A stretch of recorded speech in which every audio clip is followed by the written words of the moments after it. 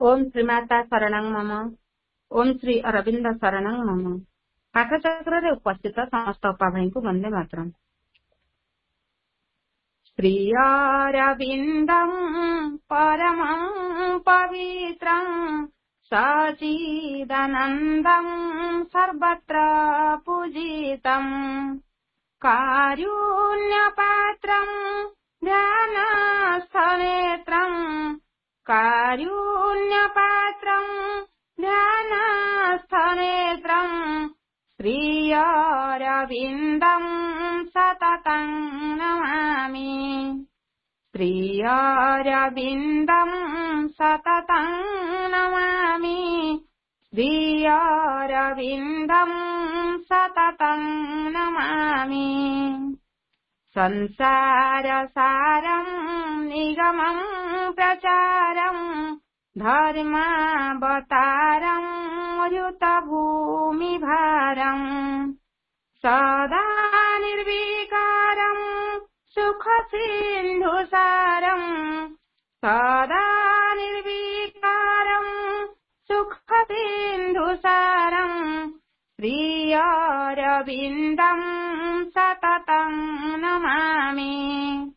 श्री अरविन्दं सततं नमामि।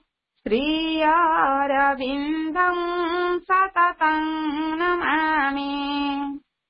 लक्ष्मीविलासं जगतानिवासं दुःखविनाशं भुवनं प्रकाशं जुगावतारं दिव्यपुरुषं जुगावतारं दिव्यपुरुषं श्री अरविन्दं सततं नमामि।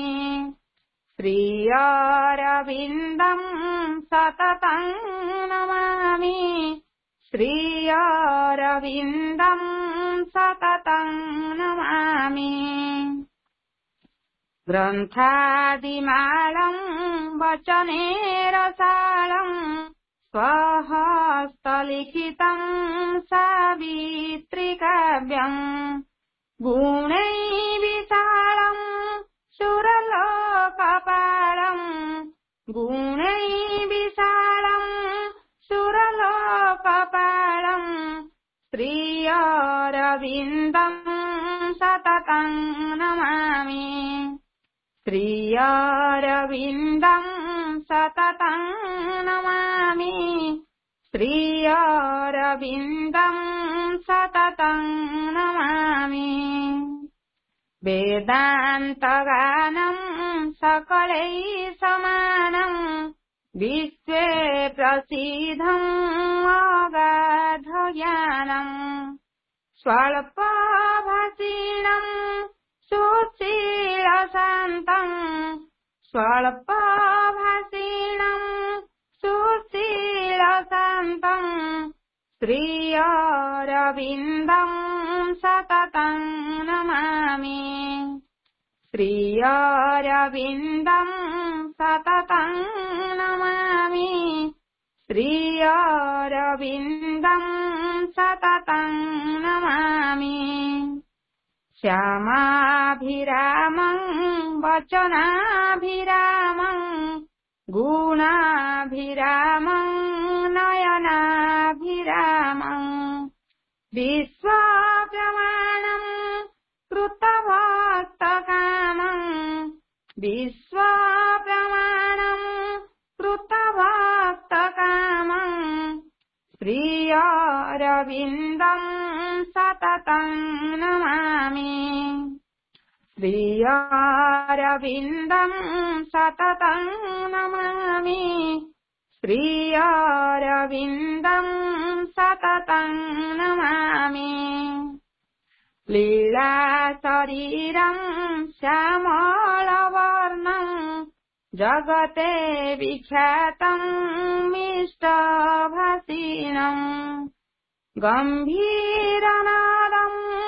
जित्तसर्ववादं गम्भीरनादं जित सर्ववादं श्री अरविन्दं सततं नमामि श्री अरविन्दं सततं नमामि श्री अरविन्दं सततं नमामि खले कृतातं सुजने विनीतं वीरारविन्दं मनसा प्रतीतम् अतिमनसम् अवतरणम् अतिमनसम् अवतरणम् श्री अरविन्दं सततं नमामि श्री अरविन्दं सततं नमामि श्री अरविन्दं सततं नमामि। ରୁନାଥ ତାଙ୍କର କାର୍ଯ୍ୟକ୍ରମକୁ ଆଗେଇ ଦିଅନ୍ତୁ।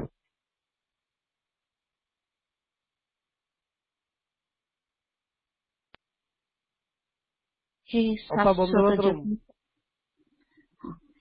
शाश्वत ज्योति प्रियतम प्रभु नीरवता प्रशांति मध्य तुम संगे एक हो छड़ा अन्य किसी गति नहीं। वर्तमान अनुरोध करुछि दुर्गा स्त्रोत्र पाठ करने शरीन्द्रियपन को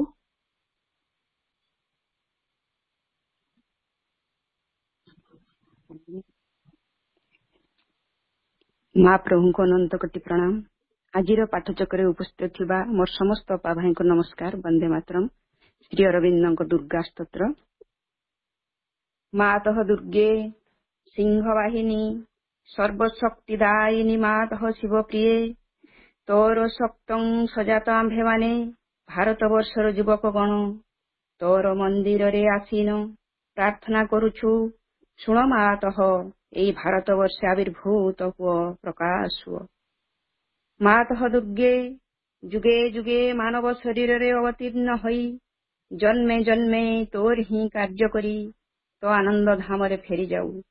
एथर भी जन्म हई तोहरी कार्य रे ही आम्भे माने व्रती शुण मातः एही भारतवर्ष आविर्भूत हुओ सहाय हुओ।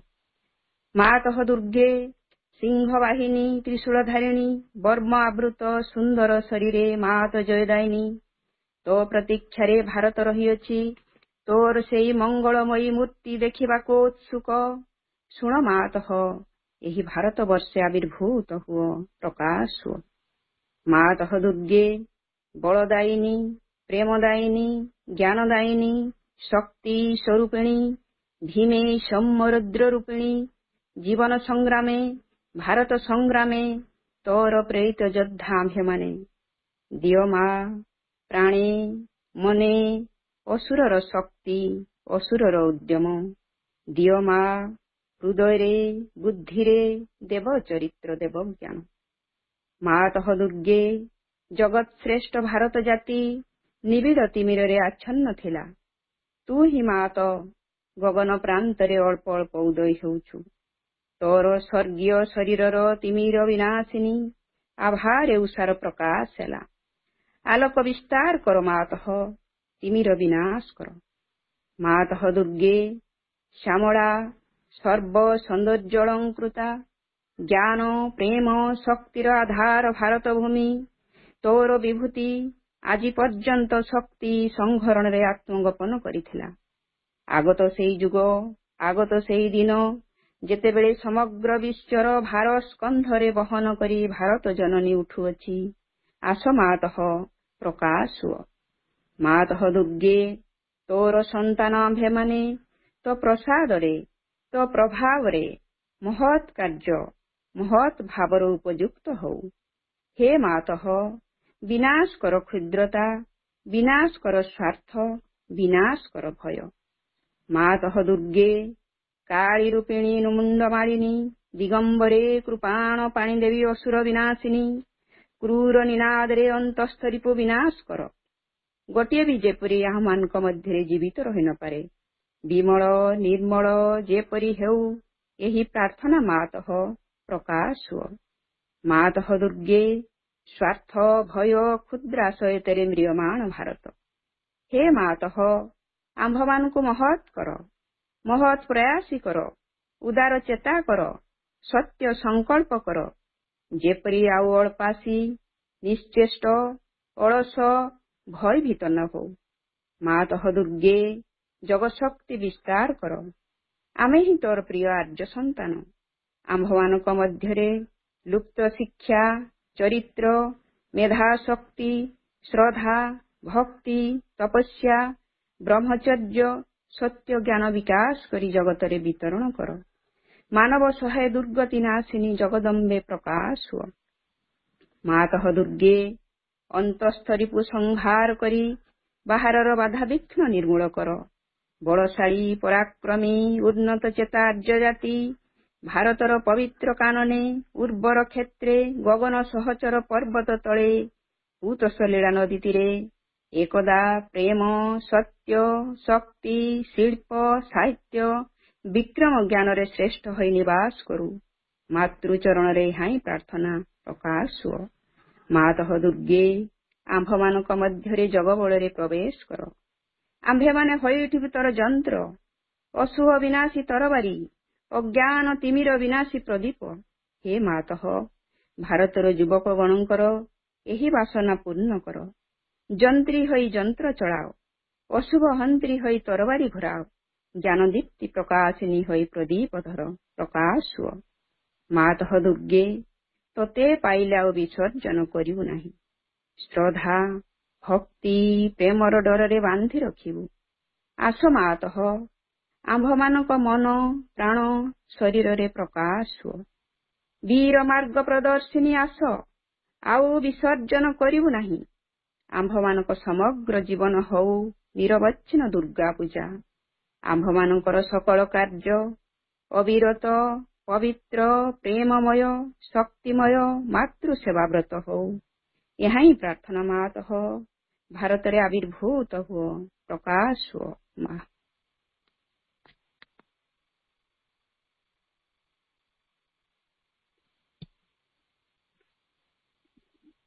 ପରମ ପ୍ରଭୁ ଶ୍ରୀ ଅରବିନ୍ଦଙ୍କ ସେହି ମହାନ ଅନନ୍ୟ ଅବଦାନ ସାଧନାର ପୁସ୍ତକ ମା ପୁସ୍ତକକୁ ପାଠ କରିବା ପାଇଁ ଅନୁରୋଧ କରୁଛି ଅମୃତା ଅପାଙ୍କୁ। ଅପା ପ୍ରଣାମ। ଅପା ଏବେ ଆରମ୍ଭ କରନ୍ତୁ 3rd ଚାପ୍ଟର ମା ପୁସ୍ତକ।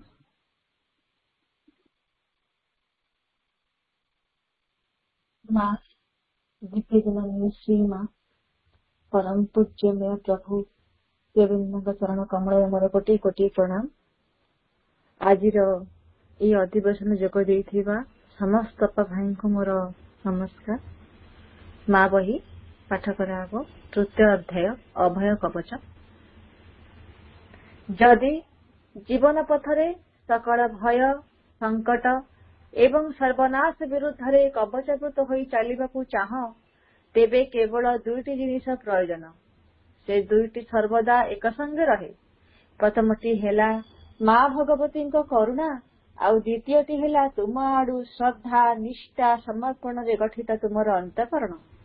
ତୁମର ଶ୍ରଦ୍ଧା ହେବା ଉଚିତ ଶୁଦ୍ଧ, ସରଳ ଏବଂ ପୂର୍ଣ୍ଣ। ମନ ଓ ପ୍ରାଣର ଅହତ୍ମାତ୍ମକ ଶ୍ରଦ୍ଧା, ଯେଉଁ ଶ୍ରଦ୍ଧାକୁ ଉଚ୍ଚାଭିଳାଷ, ଗର୍ବ, ଆତ୍ମାଭିମାନ, ମନର ଦମ୍ଭ, ସ୍ୱେଚ୍ଛାଚାରିତା, ବ୍ୟକ୍ତିଗତ ଦାବି, ନିମ୍ନ ପ୍ରକୃତିର ସକଳ ତୁଚ୍ଛ ତୃପ୍ତିର କାମନା କଳୁଷିତ କରି ରଖିଛି, ସେ ଶ୍ରଦ୍ଧାର ଅନୁନ୍ନତ ଧୂମାଚ୍ଛନ୍ନ ଶିକ୍ଷା ଶୋଲକ ଦିଗରେ ଊର୍ଦ୍ଧ୍ୱକୁ ପ୍ରଜ୍ୱଳିତ ହୋଇ ଉଠେ ନାହିଁ। ମନେ ରଖ, ଭାଗବତ କର୍ମ, ଭାଗବତ ଅଭିବ୍ୟକ୍ତିରେ ସାହାଯ୍ୟ ନିମିତ୍ତ ତୁମକୁ ତୁମର ଜୀବନ ଦିଆ ହୋଇଛି। ଆଉ କିଛି ଆକାଂକ୍ଷା କର ନାହିଁ। କେବଳ ଦିବ୍ୟ ଚେତନାର ବିଶୁଦ୍ଧି, ଶକ୍ତି, ଜ୍ୟୋତି, ପ୍ରସାରତା, ପ୍ରଶାନ୍ତି, ଆନନ୍ଦ ସକାଶେ ଆକାଂକ୍ଷା କର, ଯେପରିକି ସେହି ଚେତନା ତୁମ ମନ, ପ୍ରାଣ, ଦେହକୁ ରୂପାନ୍ତରିତ ସର୍ବାଙ୍ଗ ସୁନ୍ଦର କରି ଗଢ଼ିବା ନିମିତ୍ତ ସତତ ସଚେଷ୍ଟ ହୋଇ ଉଠିବ। ଆଉ କିଛି ଚାହଁ ନାହିଁ। କେବଳ ପୃଥିବୀ ଉପରେ ତୁମ ମଧ୍ୟରେ ଯେଉଁମାନେ ଅଧିକାର ପାଇଛନ୍ତି, ଯେଉଁମାନଙ୍କୁ ଗ୍ରହଣ କରାହୋଇଛି, ସେହିମାନଙ୍କ ମଧ୍ୟରେ ଭାଗବତ ଆଧ୍ୟାତ୍ମିକ ଅତିମାନ ସତ୍ୟ ଓ ତାହାର ବାସ୍ତବ ସିଦ୍ଧିକୁ ଚାହଁ ଏବଂ ଚାହଁ ସେହି ଅବସ୍ଥା ବ୍ୟବସ୍ଥା ଯାହାର ଆନୁକୂଲ୍ୟରେ ହେବ ଏହି ସତ୍ୟର ସୃଷ୍ଟି ଏବଂ ସକଳ ବିରୋଧୀ ଶକ୍ତି ଉପରେ ପୂର୍ଣ୍ଣ ବିଜୟ। ତୁମର ଆନ୍ତରିକତା ଓ ତୁମର ସମର୍ପଣ ହେଉ ଯଥାର୍ଥ ଏବଂ ସମ୍ପୂର୍ଣ୍ଣ। ଯେବେ ତୁମକୁ ନିଜକୁ ଦେଇଦେବାକୁ ହୁଏ ତେବେ ନିଶେଷରେ ଦେଇଦିଅ। କୌଣସି ଦାବି, କୌଣସି ସର୍ତ୍ତ, କୌଣସି କୁଣ୍ଠିତ ଭାବ ରଖ ନାହିଁ, ଯଦ୍ୱାରା ତୁମର ସକଳ ବସ୍ତୁ ଦିବ୍ୟ ଜନନୀଙ୍କର ହୋଇଯିବ। ଅହଙ୍କାର ପାଇଁ ଅଥବା ଅନ୍ୟ କୌଣସି ଶକ୍ତିକୁ ଦେବା ସକାଶେ ଯେପରି ଆଉ କିଛି ଅବଶିଷ୍ଟ ନଥିବ। ତୁମର ଶ୍ରଦ୍ଧା, ତୁମର ଆନ୍ତରିକତା ଓ ସମର୍ପଣ ଯେତେ ପୂର୍ଣ୍ଣତାରେ ହେବ, ମାଙ୍କର କରୁଣା ଅଭୟ ସେତେ ହିଁ ଘେରି ରହିବ। ଯଦି ମା ଭଗବତୀଙ୍କର କରୁଣା ଓ ଅଭୟ ତୁମ ସଙ୍ଗେ ରହିଛି, ତେବେ ଆଉ ଏପରି କଣ ଅଛି ଯାହା ତୁମକୁ ସ୍ପର୍ଶ କରିବ ବା ଆଉ କାହାକୁ ତୁମେ ଭୟ କରିବ? ଏହି କୃପାରୁ ଅଳ୍ପ ଟିକିଏ ବି ତୁମକୁ ସକଳ ବାଧା ବିପତ୍ତି ସଙ୍କଟରୁ ପାର କରିଦେବ। ତାଙ୍କର ପୂର୍ଣ୍ଣ ଉପସ୍ଥିତି ଯଦି ତୁମକୁ ଆବୃତ କରି ରଖେ, ତେବେ ନିରାପଦରେ ତୁମ ପଥରେ ତୁମେ ଚାଲିଯାଇ ପାରିବ, କାରଣ ସେ ପଥ ହେଲା ମାଙ୍କର। ଏ ଜଗତରେ ହେଉ ବା ଅଦୃଶ୍ୟ ଜଗତ ସମୂହରେ ହେଉ, କୌଣସି ଶତ୍ରୁ ଶକ୍ତି ତାହା ଯେତେ ଶକ୍ତିଶାଳୀ ହେଉନା କାହିଁକି ତୁମକୁ ସ୍ପର୍ଶ କରିପାରିବ ନାହିଁ। କୌଣସି ବିଭୀଷିକା ତୁମ ଚିନ୍ତାର କାରଣ ହୋଇପାରିବ ନାହିଁ। ଏହି କରୁଣାର ସ୍ପର୍ଶରେ, ସଙ୍କଟ ସୁଯୋଗରେ, ବ୍ୟର୍ଥତା ସାର୍ଥକତାରେ, ଦୁର୍ବଳତା ଅମୋଘ ସାମର୍ଥ୍ୟରେ ପରିଣତ ହୁଏ, କାରଣ ଦିବ୍ୟ ଜନନୀଙ୍କର ଅନୁକମ୍ପା ହେଲା ପରମେଶ୍ୱରଙ୍କ ଅନୁମତି। ଏବେ ହେଉ ବା ପରେ ହେଉ, ତାହାର ଫଳ ସୁନିଶ୍ଚିତ, ପୂର୍ବ ନିର୍ଦ୍ଦିଷ୍ଟ, ଅବସମ୍ଭାବୀ ଓ ଅନିବାର୍ଯ୍ୟ। ମା। ଧନ୍ୟବାଦ ଅପା। ବର୍ତ୍ତମାନ ମାଙ୍କର ପ୍ରେୟାର୍ସ ଆଣ୍ଡ ମେଡିଟେସନ ପୁସ୍ତକର ଭଗବତ ସେବକର ପ୍ରାର୍ଥନା ପାଠ କରିବା ପାଇଁ ପ୍ରାବଣୀ ବାପାଙ୍କୁ ଅନୁରୋଧ କରୁଛି।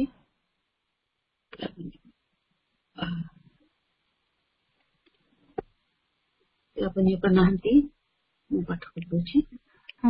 ଧ୍ୟାନ ଅଶେଷ ଧନ୍ୟବାଦ ଅପା। ମୋ କଥା ଶୁଭୁଛି ଅପା? ହଁ ହଁ ହଁ ଶୁଭୁଛି। ଅପା ପ୍ରଣାମ, ପାଠ କରନ୍ତୁ।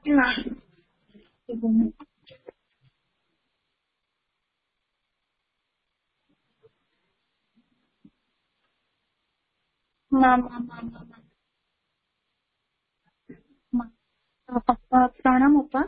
ମୋ କଥା ଶୁଭୁଛି ଏବେ କି? ଟିକେ ନେଟୱାର୍କ ଡାଉନ ଅଛି। ମାଙ୍କୁ ଦିବ୍ୟ ଜନନୀ ମା ପରମ ପ୍ରଭୁ ଶ୍ରୀ ଅରବିନ୍ଦଙ୍କର ପଦାରବିନ୍ଦରେ ଅନନ୍ତ କୋଟି କୃତଜ୍ଞତାପୂର୍ଣ୍ଣ ପ୍ରଣାମ। ଉପସ୍ଥିତ ଥିବା ସମସ୍ତ ମାତୃ ବିଶ୍ୱ ମାନଙ୍କୁ ପ୍ରଣାମ। ବନ୍ଦେ ମାତରମ୍। ଆମ ମାନଙ୍କର ସମସ୍ତଙ୍କର ପ୍ରିୟ ଶରତ ଭାଇଙ୍କୁ ମୋର ଅନ୍ତରରୁ ପ୍ରଣାମ ଏବଂ ଅଶେଷ ଅଶେଷ ଧନ୍ୟବାଦ, ହୃଦୟରୁ କୃତଜ୍ଞତା ଆଜିର ଏହି ଶୁଭ ସନ୍ଧ୍ୟାରେ ଏହି ଦିବ୍ୟ ଏହି ବିଷୟଟି ପଠନ ପାଇଁ। ଭାଗବତ ସେବକର ପ୍ରାର୍ଥନା।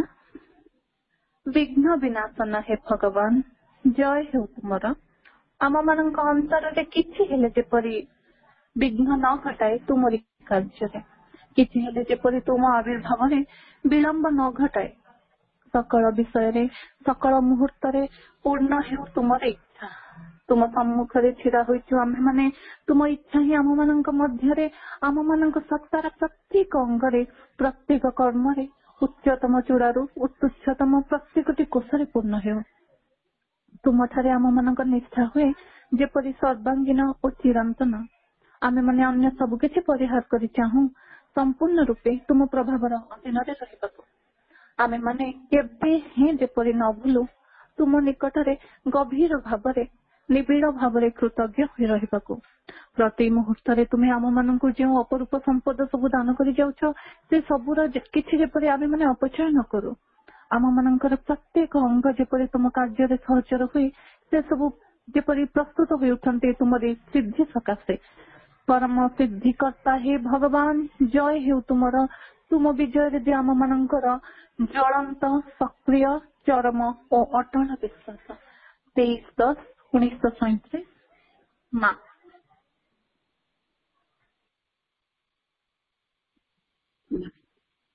ପରମ ପ୍ରଭୁ ଶ୍ରୀଅରବିନ୍ଦ ଦିବ୍ୟଜନନୀ ମାଙ୍କ ପାଦ ପଦ୍ମରେ ବନ୍ଦନାଟିଏ ନିବେଦନ କରିବା ପାଇଁ ସରୋଜ ବାପାଙ୍କୁ ଅନୁରୋଧ କରୁଛି। ଅପା ପ୍ରଣାମ। ଏବେ ବନ୍ଦନା ନିବେଦନ କରନ୍ତୁ। परम प्रभु श्री अरविंद दिव्य जननी मां चरण रे अनंत कोटि प्रणाम। उपस्थित ଥିବା ସମସ୍ତ ପାପୀଙ୍କୁ ମୋର ହୃଦୟରୁ ସାଦର ପ୍ରଣାମ। ମା ଅନ୍ଧକାରରୁ ଆଲୋକ ଆଡ଼କୁ ହାତ ଧରି ନେଇ ଚାଲ, ଅନ୍ଧକାରରୁ ଆଲୋକ ଆଡ଼କୁ ହାତ ଧରି ନେଇ ଚାଲ, ଅନୁଭବେ ମାଗ ଅନ୍ତରେ ତୁମକୁ, ଅନୁଭବେ ମାଗ ଅନ୍ତରେ ତୁମକୁ, ରୁଦ୍ଧ ଦୁଆର ଖୋଲ, ଅନ୍ଧକାରରୁ ଆଲୋକ ଆଡ଼କୁ ହାତ ଧରି ନେଇ ଚାଲ, ଅନ୍ଧକାରରୁ ଆଲୋକ ଆଡ଼କୁ।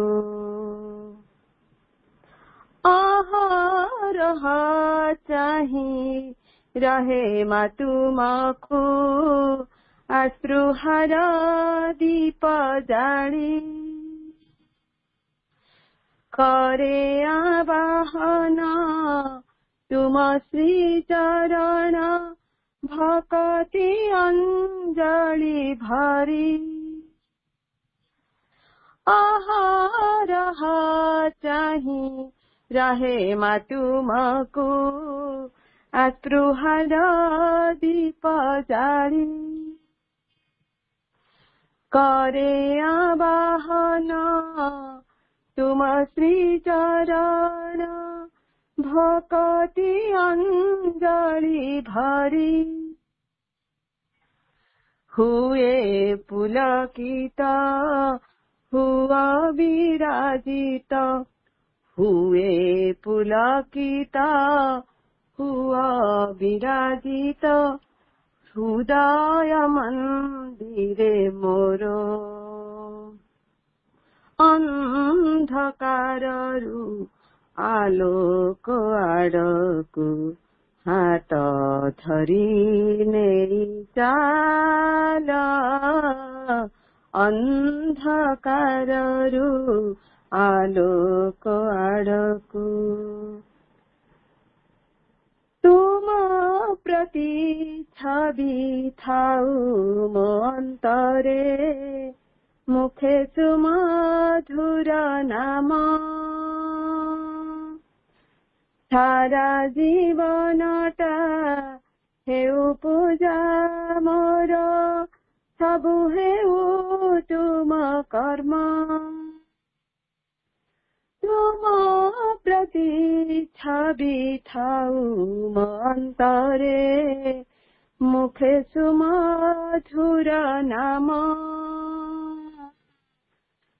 ସାରା ଜୀବନଟା ହେଉ ପୂଜା ମୋର, ସବୁ ହେଉ ତୁମ କର୍ମ,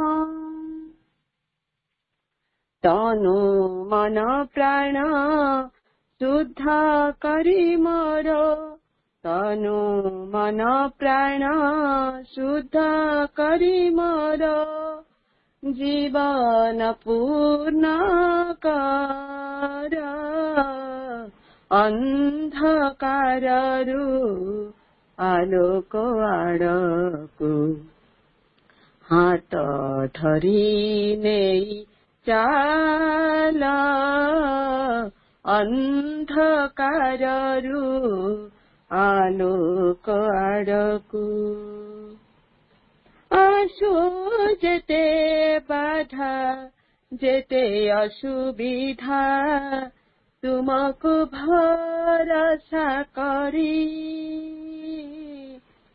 ଚାଲୁଥାଏ ସଦା ଆଗକୁ ଆଗକୁ, ଆଉ ନ ଚାହେଁ ମୁଁ ଫେରି,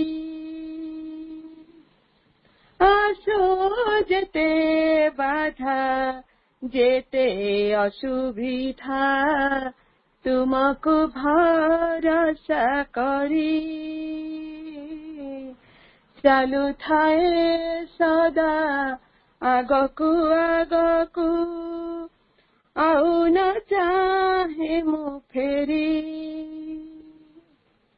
ଯେତେ କଣ୍ଟକିତ ହେଉ ଚଲାପଥ, ଯେତେ କଣ୍ଟକିତ ହେଉ ଚଲାପଥ, ଆଶ୍ରୟ ତୁମ କୋଳ। ଅନ୍ଧକାରରୁ ଆଲୋକ ଆଡ଼କୁ ହାତ ଧରି ନେଇ ଚାଲ, ଅନ୍ଧକାରରୁ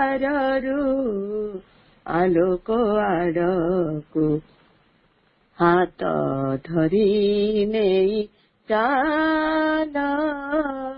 ଅନୁଭବେ ମାଗ ଅନ୍ତରେ ତୁମକୁ, ଅନୁଭବେ ମାଗ ଅନ୍ତରେ ତୁମକୁ, ରୁଦ୍ଧ ଦୁଆର ଖୋଲ। ଅନ୍ଧକାରରୁ ଆଲୋକ ଆଡ଼କୁ ହାତ ଧରି ନେଇ ଚାଲ, ଅନ୍ଧକାରରୁ ଆଲୋକ ଆଡ଼କୁ।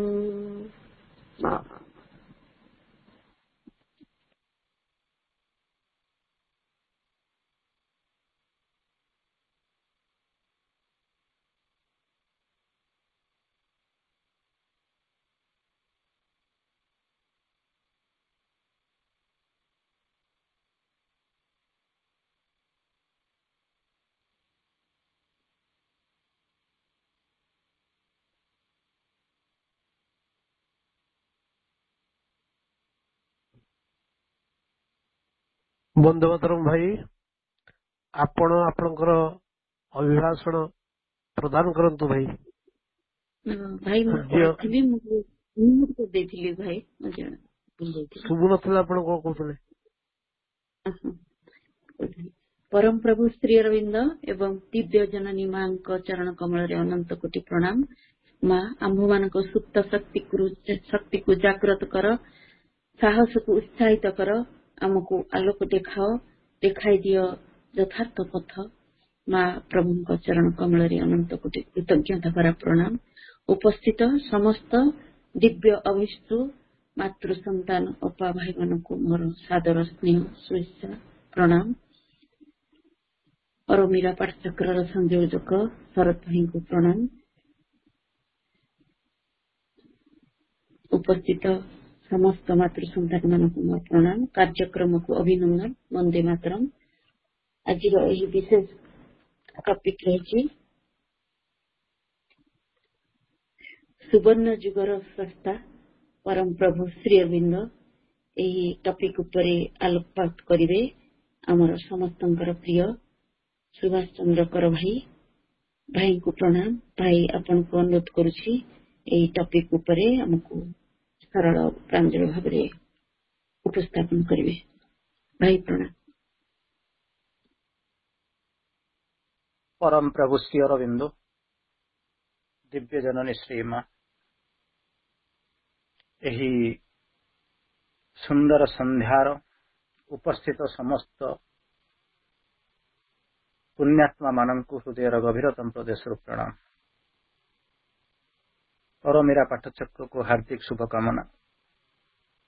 आज आम आलोचना करने को जिबा सुवर्ण जुगर स्रष्टा श्री अरविंद।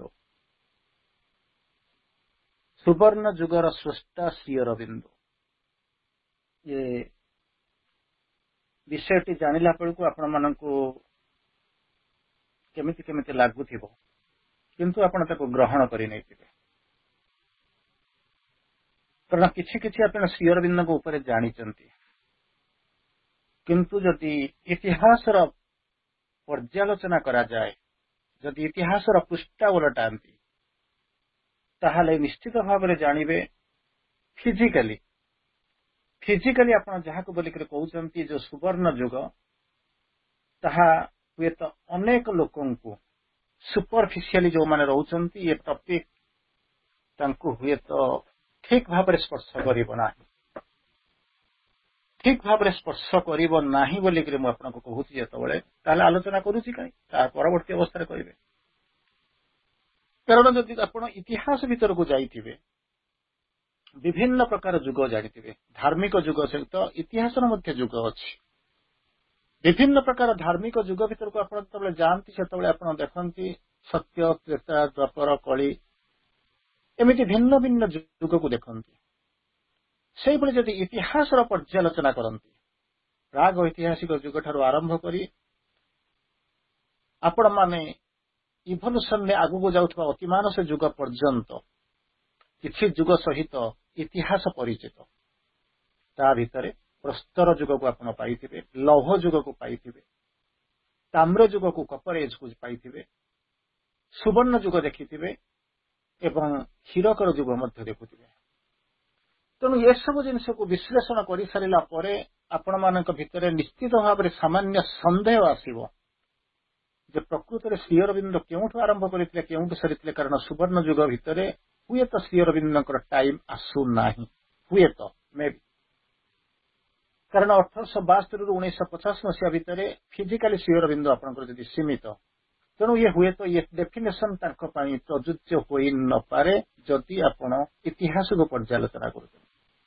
କିନ୍ତୁ ଯଦି ଆଧ୍ୟାତ୍ମିକ ଇତିହାସକୁ ଯଦି ଆପଣ ପର୍ଯ୍ୟାଲୋଚନା କରିବେ, ଶ୍ରୀ ଅରବିନ୍ଦ ସୁବର୍ଣ୍ଣ ଯୁଗର ଅନେକ ଆଗରେ ଅଛନ୍ତି। କିଛି ଆଲୋଚନା ଆମେ କରିବା। କେବଳ ଏ ଟପିକଟା କେବଳ ଆପଣଙ୍କ ପାଇଁ ନୁହେଁ, ଆସନ୍ତାକାଲି ଯେତେବେଳେ ୟୁଟ୍ୟୁବରେ ରହିବ ଅନେକ ଲୋକ ତାକୁ ଖୋଜିବା ଆରମ୍ଭ କରିବେ ଏବଂ ଅନେକ ପ୍ରଶ୍ନ ପଚାରିବେ। ସେଇଥିପାଇଁ ମୁଁ ଆପଣଙ୍କୁ କ୍ଲାରିଫାଇ କରିବି। ମୁଁ ଆଜି ଅନ୍ତତଃ ମୋର ଯେତିକି ନିର୍ଦ୍ଧାରିତ ସମୟ ଭିତରେ 35 ମିନିଟ୍ ମୋ ପାଖରେ ସମୟ ଅଛି, ମୁଁ ସେଇ 35 ମିନିଟ୍ ଭିତରେ ଆପଣଙ୍କୁ କହିବି ଯେ ସୁବର୍ଣ୍ଣ ଯୁଗ କହିଲେ ଆପଣ କଣ ବୁଝନ୍ତି, ସୁବର୍ଣ୍ଣ ଯୁଗର କ୍ୟାରେକ୍ଟରିଷ୍ଟିକ କଣ। ତାର ପରବର୍ତ୍ତୀ ଅବସ୍ଥାକୁ ମୁଁ ଆସିବି, ତାକୁ ଯେତେବେଳେ ଭଗ୍ନ କରି ଡେଭିଏଟ୍ କରିବି, ସେତେବେଳେ ମୁଁ କହିବି ସ୍ରଷ୍ଟା ହିସାବରେ ଶ୍ରୀ ଅରବିନ୍ଦ ବୋଲିକି ଆପଣ ଦେଖୁଛନ୍ତି, ପ୍ରକୃତରେ ଶ୍ରୀ ଅରବିନ୍ଦ କିଏ? ମୁଁ କହୁନି ଯେ ଆପଣମାନେ ଶ୍ରୀ ଅରବିନ୍ଦ କିଏ ଜାଣିନାହାନ୍ତି, କିନ୍ତୁ ମୋ ଟପିକକୁ ଆଜି ଯିଏ ଯାହା ଯାହା ମାନେ ଆକ୍ଟିଭେଟ୍ କରିବ, ଯୋଉଟାକୁ ଟଚ୍ କରିବ, ମୁଁ ତାକୁ ଆପଣଙ୍କୁ ଟଚ୍ କରିବି, ତାକୁ ଛୁଆଇବି। ତାର ପରବର୍ତ୍ତୀ ଅବସ୍ଥାରେ ଆଲୋଚନା କରିବା ଶ୍ରୀ ଅରବିନ୍ଦ ମା ଏ ସୁବର୍ଣ୍ଣ ଯୁଗ ଉପରେ କଣ କହିଛନ୍ତି। ତାର ପରବର୍ତ୍ତୀ ଅବସ୍ଥାରେ ଶୁଣିବା ଶ୍ରୀ ଅରବିନ୍ଦଙ୍କର ଏଇ ଯୋଉ ସୁବର୍ଣ୍ଣ ଯୁଗର ସ୍ରଷ୍ଟା ବୋଲିକି କହୁଛନ୍ତି, ସୁବର୍ଣ୍ଣ ଯୁଗ ଆପଣମାନଙ୍କ ପାଇଁ ଆସିବ କେମିତି। ଏବଂ ଅନ୍ତିମରେ ମାତ୍ର ଯୋଉଟାକୁ ଆକ୍ଚୁଆଲି ଯଦି ଆପଣ ଠିକ ଭାବରେ ଯଦି ପଢିଥାନ୍ତେ, ତା ଭିତରକୁ ଯାଇଥାନ୍ତେ, ମାତ୍ର 7-8 ଲାଇନ ମୁଁ ଆଲୋଚନା କରିଥାନ୍ତି। ଶ୍ରୀ ଅରବିନ୍ଦ ସୁବର୍ଣ୍ଣ ଯୁଗ ଉପରେ କଣ କହୁଛନ୍ତି ଷ୍ଟ୍ରେଟ୍ 7-8 ଲାଇନ କହିଥାନ୍ତି, କିନ୍ତୁ ତାକୁ ଶେଷକୁ କହିବି। 2 ମିନିଟ୍ ନେବି। ପ୍ରକୃତରେ ଶ୍ରୀ ଅରବିନ୍ଦ ଯୋଉ ସୁବର୍ଣ୍ଣ ଯୁଗର କଥା କହିଛନ୍ତି, ସେ କେମିତି ସେ ସୁବର୍ଣ୍ଣ ଯୁଗର ରୂପରେଖ ହବ। ଯାହା ହଉ ଆମେ ଆଲୋଚନା ଭିତରକୁ ଯିବା। ଆଲୋଚନାଟା ହଉଛି କଣ ନା ସୁବର୍ଣ୍ଣ ଯୁଗ। ଅଲରେଡି ମୁଁ ଆପଣଙ୍କୁ ଇଣ୍ଟ୍ରୋଡ୍ୟୁସ କରିସାରିଲିଣି, ବିଭିନ୍ନ ବିଭିନ୍ନ ଯୁଗ ବିଷୟରେ ମୁଁ ଆଲୋଚନା କରିସାରିଲିଣି। ସେଥିରୁ ଗୋଟିଏ ଯୁଗ ହଉଛି ଆପଣଙ୍କର ହଉଛି କଣ ସୁବର୍ଣ୍ଣ ଯୁଗ। ଏଇ ଯୋଉ ସୁବର୍ଣ୍ଣ ଯୁଗ ରହିଲେ, ଯାହାକୁ ଆପଣ କହୁଛନ୍ତି ଗୋଲ୍ଡେନ ଏଜ ବୋଲିକି କହୁଛନ୍ତି, ଗୋଲ୍ଡେନ ଏଜ ବୋଲିକି କହୁଛନ୍ତି, ଇଏ ଶବ୍ଦଟା ଆସିଲା କୋଉଠୁ ନା ଗ୍ରୀକ ମାଇଥୋଲୋଜିରୁ ଆସିଲା। ଗ୍ରୀକ ମାଇଥୋଲୋଜିରୁ ଏ ଶବ୍ଦ ଆପଣଙ୍କ ପାଖକୁ ଆସିକରି ପହଞ୍ଚିଲା। ସ୍ପେସିଫିକାଲି ଗ୍ରୀକ ଇତିହାସ ଆପଣ ଜାଣିଛନ୍ତି, ଗ୍ରୀକ ମାଇଥୋଲୋଜିରୁ ଆସି ପହଞ୍ଚିଲା। ସ୍ପେସିଆଲି ହିସିଡୋ ବୋଲିକି ଜଣେ ଥିଲେ, ତାଙ୍କର ଲେଖା ଯୋଉଟା ଥିଲା ୱାର୍କସ ଆଣ୍ଡ ଡେଜ୍, ତାରି ଭିତରେ ସେ କଣ କଲେ ନା ଗୋଲ୍ଡେନ ଏଜ ର ବର୍ଣ୍ଣନା କରିଥିଲେ। ତେଣୁ ଏଟା ମୋଷ୍ଟଲି ଯାଉଛି କୋଉଠିକି ନା ସେଇ ସମୟକୁ ଯାଇ ଗୋଲ୍ଡେନ ଏଜ ଯଦି ଆପଣ ଯଦି କଳ୍ପନା କରିବେ, ବର୍ଣ୍ଣନା କରିବେ, ତା ଭିତରୁ ଏଇ ଜିନିଷ ପାଇବେ। ଯୋଉଥିପାଇଁ ଗୋଲ୍ଡ ମାନେ କଣ, ଆପଣ ଯେମିତି କହୁଛନ୍ତି ସ୍ୱର୍ଣ୍ଣାଭ ସ୍ୱର୍ଣ୍ଣିମ ସବୁ ଯାକ ସୁନାରେ ଯଦି ବର୍ଣ୍ଣନା କରୁଛନ୍ତି।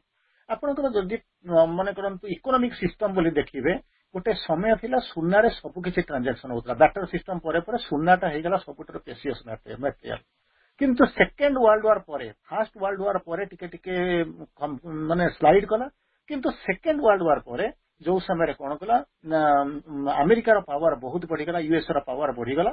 ତେଣୁ ସେ କଣ କଲା ନା ଆକୁ ଡଲାରରେ କନଭର୍ଟ କରିକି ଡଲାରରେ ବ୍ୟବସାୟ କରିବା ଆରମ୍ଭ କଲା। ବର୍ତ୍ତମାନ ପୁନର୍ବାର ଡିଡଲାରାଇଜେସନ କରିକି ଡଲାରର ଆଧିପତ୍ୟକୁ ତ ପଛକୁ ଠେଲି ଦେଇକରି ବର୍ତ୍ତମାନ ପୁନର୍ବାର ସୁନାର ଯୁଗ ଆସିବା ଆରମ୍ଭ କରିଛି। ସେଇ ଯୋଉ ସୁନାର ଯୁଗକୁ ଆସିକରି ପହଞ୍ଚିଛନ୍ତି। ସେଇ ସୁନାର ଯୁଗ କହିଲେ କଣ ଆମେ କରିବା, ଯାହାକୁ ଆପଣ କହନ୍ତି peak achievement of prosperity and cultural flourishing. ଯଦି ସୁବର୍ଣ୍ଣ ଯୁଗର ଇତିହାସକୁ ଯଦି ଆପଣ ପର୍ଯ୍ୟାଲୋଚନା କରିବେ ସେଥିରେ ଦୁଇଟା ଜିନିଷ ପାଇବେ। କଣ ହଉଛି ନା ପିକ୍ ଆଚିଭମେଣ୍ଟ ମାନେ ଶୀର୍ଷରେ ପହଞ୍ଚିଥିଲା, ଏ ଯୋଉ ସଭ୍ୟତା ଶୀର୍ଷରେ ପହଞ୍ଚିଥିଲା। ସେଥିରେ କଣ ଦେଖୁଥିଲେ ନା ଦୁଇଟା ଜିନିଷ, ପ୍ରସ୍ପରିଟି ଦେଖିଥିଲେ, ଆଉ ଗୋଟେ ଦେଖିଥିଲେ କଣ କଲଚରାଲ ଫ୍ଲୋରିଂ, କଲଚରଟା ଏକଦମ ଶୀର୍ଷକୁ ଯାଇଥିଲା, ପ୍ରସ୍ପରିଟି ପ୍ରବଳ ବେଗରେ ଆସିଥିଲା। ସେଇଥିପାଇଁ ଏ ଯୁଗକୁ କୁହାଯାଏ ଗୋଲ୍ଡେନ ଏଜ୍। ତାର ଆଉ ଗୋଟେ ଶବ୍ଦକୁ ଆସିକି ପହଞ୍ଚିବେ, ଏଇ ଯୋଉ ଗୋଲ୍ଡେନ ଏଜ୍ କୁ କହିଲେ ଗୋଟେ ସାଧାରଣ ଦୃଷ୍ଟିରେ ଲୋକ ତାକୁ କେମିତି ବୁଝିବ? ଗୋଲ୍ଡେନ ଏଜ୍ କହିଲେ ଗୋଟେ ସାଧାରଣ ଭାବରେ ଜାଣିଲେ ଆମେ କଣ ବୁଝିବା ନା ସେଇ ହଉଛି ଟାଇମ ହଉଛି କଣ ଏକ୍ସେପସନାଲ ପ୍ରୋଗ୍ରେସ ଆଣ୍ଡ ହାପିନେସ। ପ୍ରଚଣ୍ଡ ଭାବରେ, ପ୍ରବଳ ଭାବରେ, ତୀବ୍ର ଭାବରେ, ପ୍ରଚଣ୍ଡ ଭାବରେ କଣ କରିଥିଲେ ଲୋକ ସମାଜ ପ୍ରୋଗ୍ରେସ କରିଥିଲା, ଆଗକୁ ଯାଇଥିଲା, ଅଗ୍ରଗତି କରିଥିଲା। ସେକେଣ୍ଡ ଜିନିଷ ହେଲା ସୁଖ ଶାନ୍ତିରେ ଭରା ଥିଲା, ହାପିନେସ।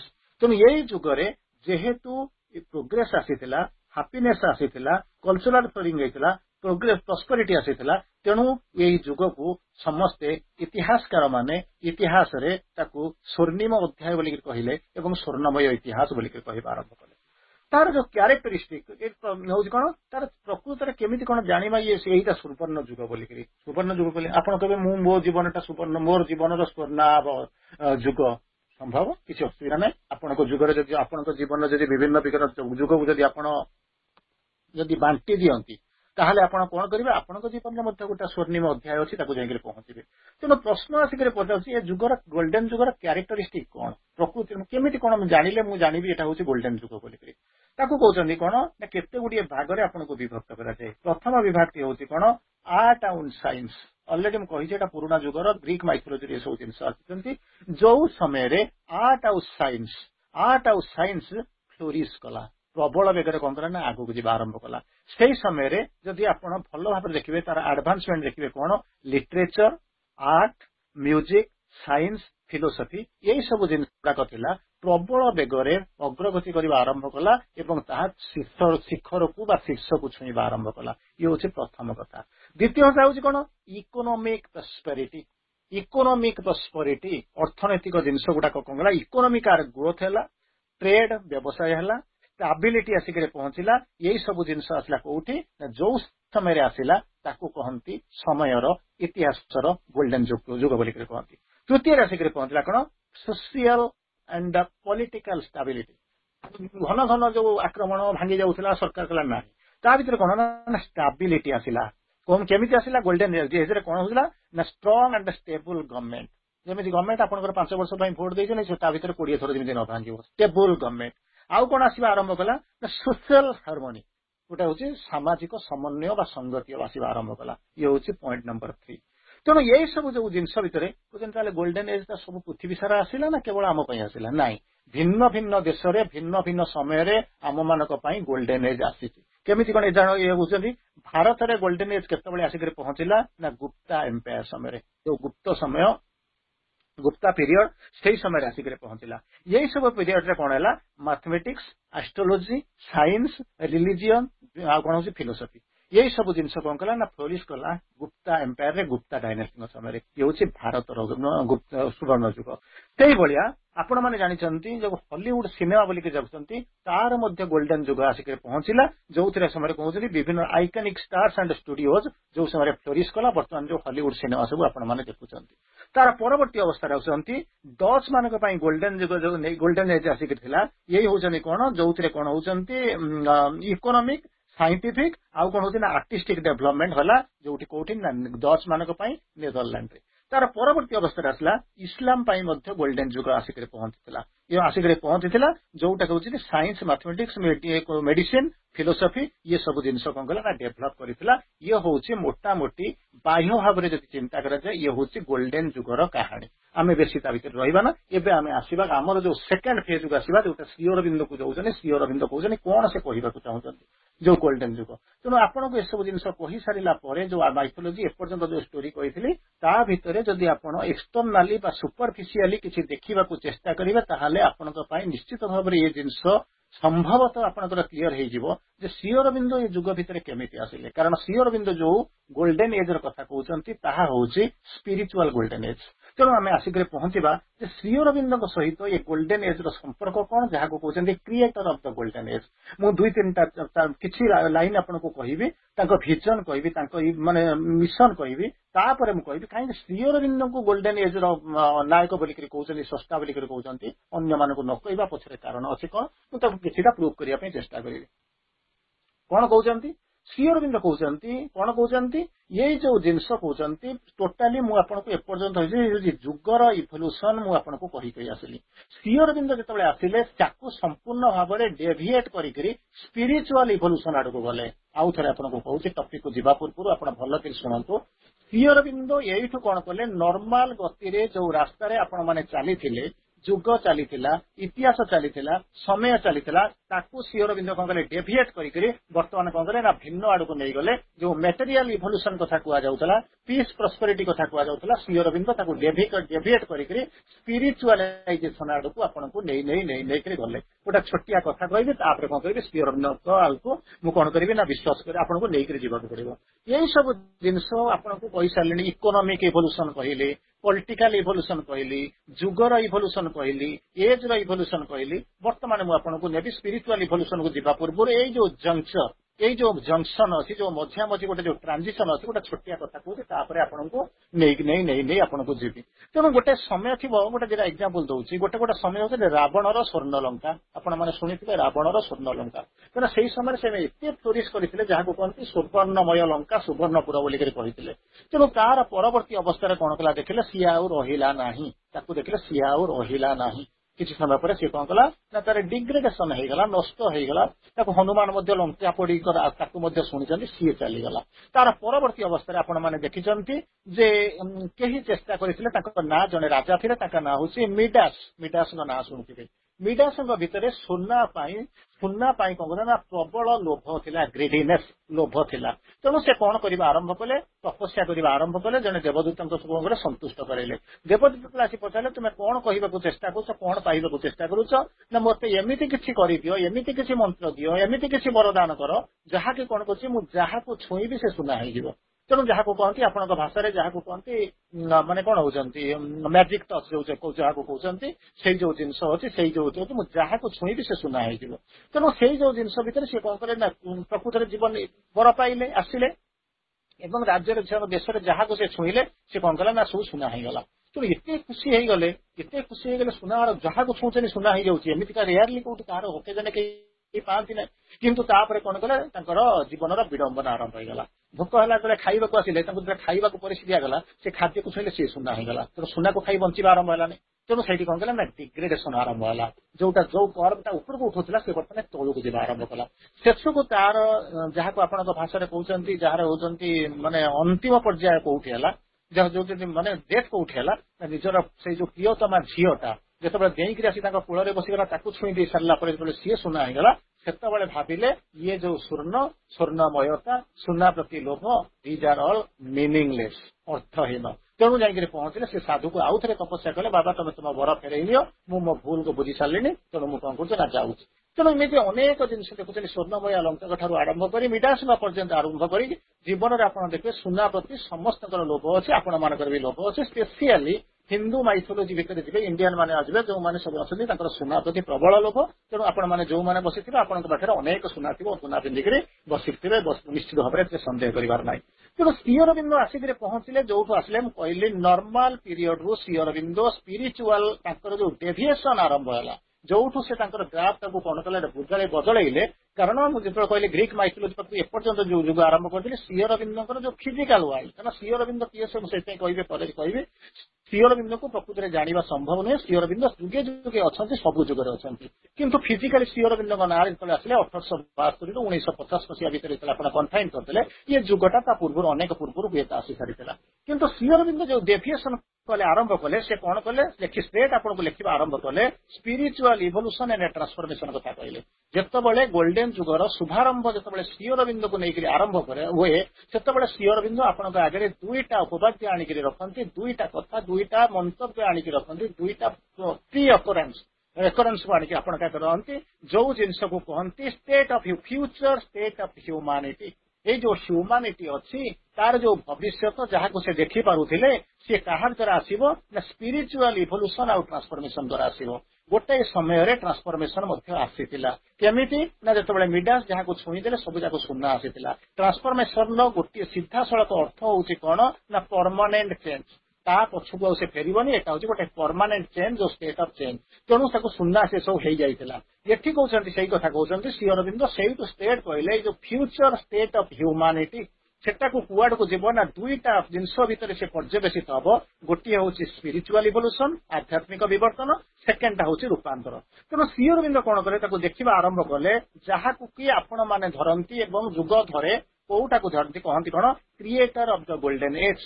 ସେଠି କହୁଛନ୍ତି କଣ ଯଦି ଗତାନୁଗତିକ ଧାରାରେ ଯାହାକୁ ଆପଣ ଗୋଲ୍ଡେନ ଏଜ୍ କହୁଛନ୍ତି ତା ଭିତରେ ଶ୍ରୀ ଅରବିନ୍ଦ ହୁଏତ ଆସୁନାହାନ୍ତି, ତାଙ୍କ ସ୍ପାନ୍ ସେଥିରେ ଆସୁନାହାନ୍ତି ଫିଜିକାଲି ଯାହାକୁ ଶ୍ରୀ ଅରବିନ୍ଦଙ୍କର ଏଜ୍ ଲାଇଫ୍ ଦେଖୁଛନ୍ତି। କିନ୍ତୁ ଯେତେବେଳେ ଆପଣ ଇତିହାସକୁ ସ୍ପିରିଚୁଆଲ ହିଷ୍ଟ୍ରି ଭିତରକୁ ଯାଉଛନ୍ତି, ଇତିହାସ ଭିତରକୁ ଯାଉଛନ୍ତି ସେତେବେଳେ ଆପଣ ଜାଣିବେ କଣ ତାଙ୍କୁ କୁହାଯିବ ଏଇଠି କୁହାଯିବ ତାଙ୍କୁ କଣ ହଉଛି creator of the golden age. ସେ କଣ କଲେ ନା ଯୋଉ ଗୋଲ୍ଡେନ ଏଜ୍ କୁ ତାଙ୍କର ଭିଜନ ସେ ଦେଖୁଛନ୍ତି କଣ future state of humanity. Future ମାନେ is a relative term. Shri Aurobindo ତାକୁ ଯେତେବେଳେ ଦେଖିଲେ ତାଙ୍କର ସୂକ୍ଷ୍ମ ଦର୍ଶନରେ ତାଙ୍କ ଭିଜନରେ ତାଙ୍କ ବର୍ଣ୍ଣନାରେ ଗୋଲ୍ଡେନ ଏଜ୍ କୁ ବର୍ଣ୍ଣନା କଲେ କଣ ନା ଫ୍ୟୁଚର ଷ୍ଟେଟ୍ ଅଫ ହ୍ୟୁମାନିଟି। ଯୋଉଥିରେ କଣ କରିବ ନା ଦୁଇଟା ଜିନିଷ ଆସିବ ଅଲରେଡି ମୁଁ କହିସାରିଲିଣି। ଗୋଟିଏ ହଉଛି ସ୍ପିରିଚୁଆଲ ଇଭଲ୍ୟୁସନ, ସେକେଣ୍ଡରେ ଆସିବ କଣ ନା ଟ୍ରାନ୍ସଫର୍ମେସନ। ଇଏ ଦିଟା ଜିନିଷ ଆସିବ। ତେଣୁ ଏଇ ଯୋଉ ଇଭଲ୍ୟୁସନ ଏଇ ଯୋଉ ଯୁଗ କଥା କହୁଛନ୍ତି ଯୋଉ ଯୁଗର ସ୍ରଷ୍ଟା ହଉଛନ୍ତି ଶ୍ରୀ ଅରବିନ୍ଦ ବୋଲିକି ଆପଣ କହିଲେ ସେଥିରେ ଶ୍ରୀ ଅରବିନ୍ଦ କହୁଛନ୍ତି କଣ ହବ କେମିତି ସାଧିତ ହବ ନା ଥ୍ରୁ ୟୋଗା ଯୋଗ କରିବାକୁ ପଡିବ। ସେକେଣ୍ଡଟା ଜିନିଷ ହଉଛି କଣ conscious evolution of human consciousness. ମାନବ ଚେତନାର ସଚେତନ ଅଭିବୃଦ୍ଧି ବା ଆପଣଙ୍କର କହନ୍ତି ବିବର୍ତ୍ତନ। ଏଇ ଦୁଇଟା ପ୍ରକ୍ରିୟାରେ ପ୍ରଥମେ ହଉଛି ଯୋଗ ସହାୟତାରେ ତା ଦ୍ୱାରା କଣ ହବ ନା କନସିୟସ୍ ଇଭଲ୍ୟୁସନ ଅଫ କନସିୟସନେସ୍।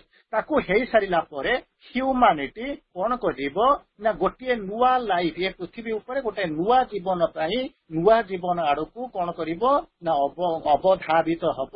ସେଇ ଜୀବନକୁ କହନ୍ତି କଣ divine life on earth. Divine life on earth. କିଛି ଦିନ ଯୋଉଦିନ ଏ ଟପିକ ଯେତେବେଳେ ମାନେ ବାଛିଥିଲେ ଭାଇ ଯେତେବେଳେ ବାଛିଥିଲେ ମତେ ତିନିଟା ଜିନିଷ ସେ ପଚାରିଥିଲେ। ପ୍ରଥମ ହଉଛି କଣ ଯାହାକୁ ସେ ବାଛିଥିଲେ ଆଜି ଟପିକ ଆମେ ଆଲୋଚନା ହଉଛନ୍ତି Shri Aurobindo creator of the golden age. ତାପରେ ଲେଖିଥିଲେ Shri Aurobindo creator of the divine age. ଥାର୍ଡରେ କହିଥିଲେ Shri Aurobindo creator of the supramental age.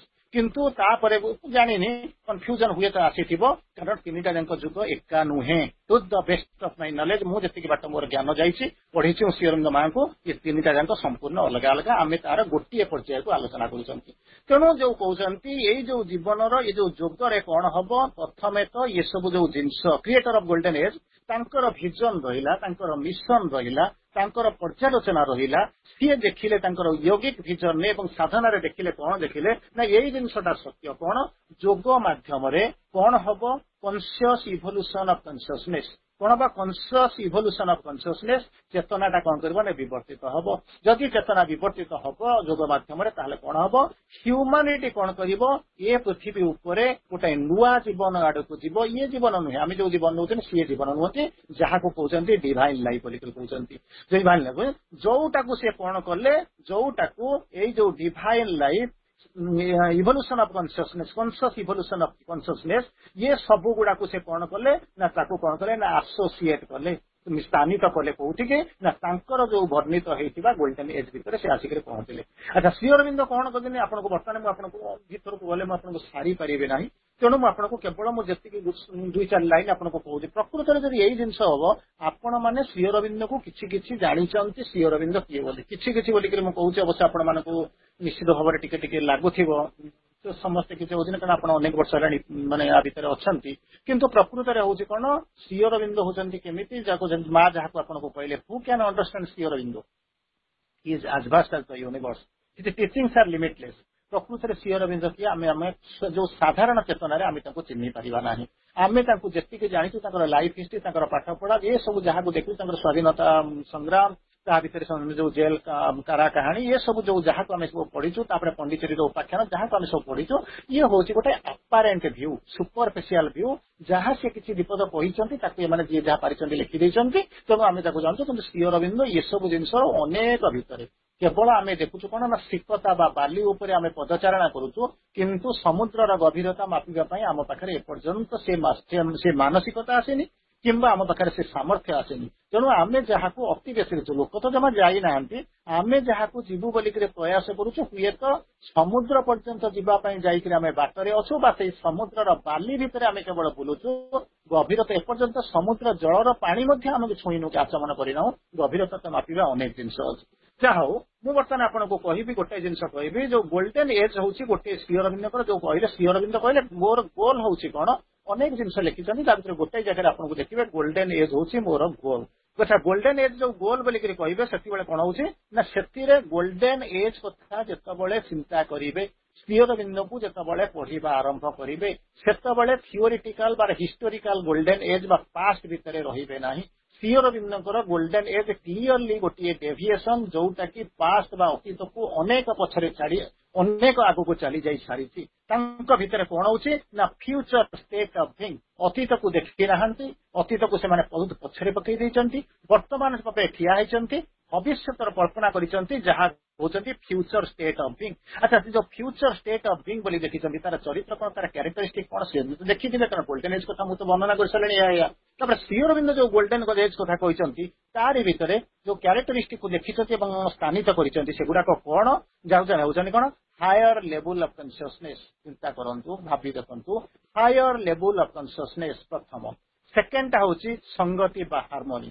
Third हूँ डिवाइन लिविंग आम तो एमती बंचीचु किंतु श्री अरविंद देखिले कौन ना डिवाइन लिविंग तेणु ये जो तीन टा जिन आसिक पहुंचले कौन कले ना स्थानित कले अच्छा जो पचारि यही सब जिन आउ थे कहूँ जो तीन टा जिन तार कैरेक्टराइज्ड बाय थ्री माने तीन टा मुख्य जिन श्री अरविंद जो फोकस कले लिखिले प्रथम हूँ कौन higher level of consciousness second हूँ हार्मोनी थर्ड हूँ डिवाइन लिविंग तापर यही कथा शुणी सारा आपड़ कहे ये जिन कौन आम जो पृथ्वी भितर रोचु गतानुगतिक पृथ्वी भितर आम जो जीवन धारा को नहींचु ता भितर संभव मिल ना ता भितर मिल निश्चित भाव में मिलनी कहीं कहले बियॉन्ड मटेरियल प्रोग्रेस जड़ जो गति करुच्ची जड़ गति कर कौन है गोटा गोटा देश बर्तमान गाजा देखो पूरा जाक धूली स्तूप होकर पड़ी ईरान एत जिन देखुला ईरान बर्तमान ध्वंस आसिक पहुंची जो मैंने सब धनी सब बढ़ी भावुले बर्तमान रशियार अवस्था जो देखुं दिन दिन वीक होगी जाऊँगी चाइना बर्तमान डरी डरिक बंचुची वीपन गुड़ाक बिक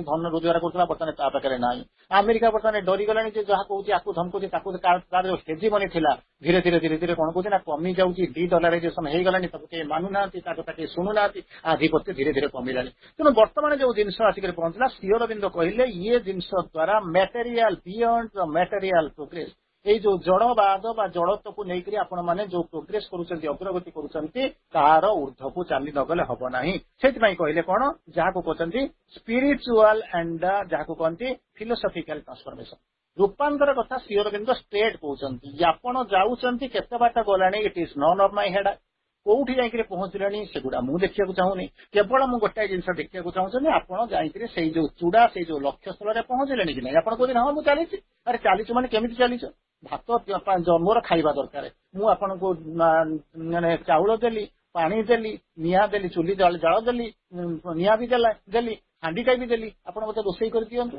दिने गलानी दु दिन गलानी 3 दिन गलानी कहते चुली जला चली रोषे होनी ये केमितिका कथा एमती केमी कौन हवा कथा ना हो ना ताले कहीं हेउनी चलनी देखा कौटी प्रोब्लेम अच्छी हांडी पानी पकईचु ना पानी अच्छी ना हाँ चाउल पकईचु ना हाँ अच्छा चुली जालुचु ना हाँ सबू करू तोर भात 7 दिन हेलानी भात ही करूनी ना ना ही पारू चलनी देखा केमी कौन है देखला बेलू सतुक सत हांडीटा कौन कर गछर बाउंगारे झुलुची जला हूँ कौटी ना माटी तले उपर जला हूँ तले माटी उपर जला हूँ तो से निआ तो पहुंचले जाइए हम मोर से कथा किसी बुझार ना मोर एडिबल राइस दरकार मत खाया दियो कौटी बस केमी रांध मोर से कथा किसी ना तेणु श्री अरविंद कौन कले ये दर्शन रू बाहरी गले जहाँ को कहते उठिक पलैज आठिक जाकर पहुंचले स्पिरिचुअल एंड फिलोसफिकल ट्रांसफॉर्मेशन या व्यतीत अन्य किसी संभव नुहे मुझे आगे जाऊँगी कारण 10-12 मिनिट रहा आगे आगे जाऊँगी ये पहुंचे श्री अरविंद को कहीं तुम कौच creator of the golden age कहीं new age golden age supramental age divine age कहीं अन्य क्या कहना କଣ ଶ୍ରୀ ଅରବିନ୍ଦଙ୍କ ଭିତରେ ଅଛି ଯେ ତାକୁ ଆପଣ କହୁଛନ୍ତି। ମୁଁ 2-4ଟା ଲାଇନ ଆପଣଙ୍କୁ କୋଟ କରୁଛି। କଣ କରୁଛନ୍ତି? ଶ୍ରୀ ଅରବିନ୍ଦ ଯେତେବେଳେ ଆସିକିରି ପହଞ୍ଚିଲେ, ପ୍ରଥମ ଜିନିଷ ଆସିକିରି ପହଞ୍ଚିଲେ ଯୋଉଟା କହୁଛନ୍ତି ସୁପ୍ରାମେଣ୍ଟାଲ ଏଜ ର ମାନିଫେଷ୍ଟେସନ ର ଆନାଉନ୍ସମେଣ୍ଟ କଲେ। ଆପଣ ମାନେ ତାକୁ ଜାଣିଛନ୍ତି। କଣ କହିବା ଆରମ୍ଭ କଲେ? Shri Aurobindo emanation of the supreme. ମା ତାଙ୍କୁ ଯେତେବେଳେ ବୁଝେଇଲେ ଶ୍ରୀ ଅରବିନ୍ଦ କିଏ, ଭିନ୍ନ ଭିନ୍ନ ଅର୍ଥରେ ବର୍ଣ୍ଣନା କରିଛନ୍ତି।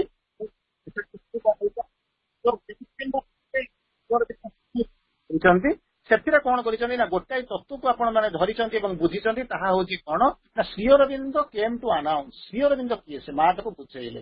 ଯେମିତି କହିଲେ ନା ମନ ଜାଣେ ପାପ, ମା ଜାଣେ ବାପ। କିନ୍ତୁ ଶ୍ରୀ ଅରବିନ୍ଦକୁ ଆମେ ନିଜେ ଜାଣିପାରିବା ନାହିଁ। ମା ତାକୁ ଆମକୁ ଯାହା ବୁଝେଇଛନ୍ତି, ଯେମିତି ବୁଝେଇଛନ୍ତି, ବା ଶ୍ରୀ ଅରବିନ୍ଦ ଯେମିତି ଇନଡାଇରେକ୍ଟଲି ଲେଖିଛନ୍ତି, ନିଜ ବିଷୟରେ ବେଶୀ କିଛି ଲେଖୁନାହାନ୍ତି, ଇନଡାଇରେକ୍ଟଲି ଲେଖିଛନ୍ତି। ତାକୁ ଯଦି ପଢିଥିବେ, ପର୍ଯ୍ୟାଲୋଚନା କରିଥିବେ, ତାହେଲେ ଆପଣ କିଛି କିଛି ବୁଝିଥିବେ। ଏଠି ଆସିଲା କଣ? ଶ୍ରୀ ଅରବିନ୍ଦ କହୁଛନ୍ତି, ମା କହୁଛନ୍ତି ଶ୍ରୀ ଅରବିନ୍ଦ ହଉଛନ୍ତି ଇଏ ସେ ଇମାନେସନ ଅଫ ଦ ସୁପ୍ରିମ। କଣ କରିବାକୁ ଆସିଲେ? କେମ୍ ଟୁ ଆନାଉନ୍ସ, ଉଦ୍ଘୋଷଣା କରିବାକୁ ଆସିଲେ। କଣ କରିବାକୁ ଉଦ୍ଘୋଷଣା କରିବାକୁ ଆସିଲେ? ଏ new world and A new race, ଗୋଟେ ନୂଆ ପୃଥିବୀ ଏବଂ ଗୋଟେ ନୂଆ ଜାତି। ସେଟା କଣ? ସେ ନୂଆ ପୃଥିବୀ କଣ, ନୂଆ ଜାତି କଣ? That is supramental. Shri Aurobindo କଣ କରେ ନା ଆନାଉନ୍ସ କରିବାକୁ ଆସିଲେ।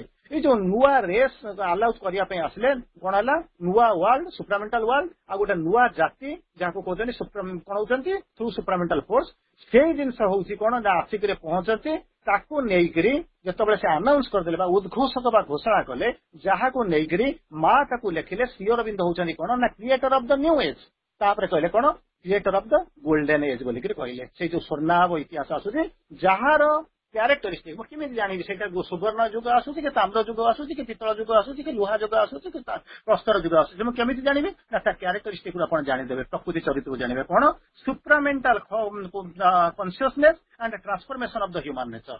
ତେଣୁ ଏ ଦିଟା ଜିନିଷ ଯୋଉଠି ସଂଗଠିତ ହଉଥିବ, ସେଇଠୁ ଆପଣ ଜାଣିବେ ଯେ ସୁପ୍ରାମେଣ୍ଟାଲ ଏଇଟା ହଉଛି ଗୋଲ୍ଡେନ ଏଜ ର, ଏଇଟା ହଉଛି ମାନେ କଣ କ୍ୟାରେକ୍ଟରିଷ୍ଟିକ। ତାର ପରବର୍ତ୍ତୀ ଅବସ୍ଥାରେ କହୁଛନ୍ତି Shri Aurobindo belongs to the future.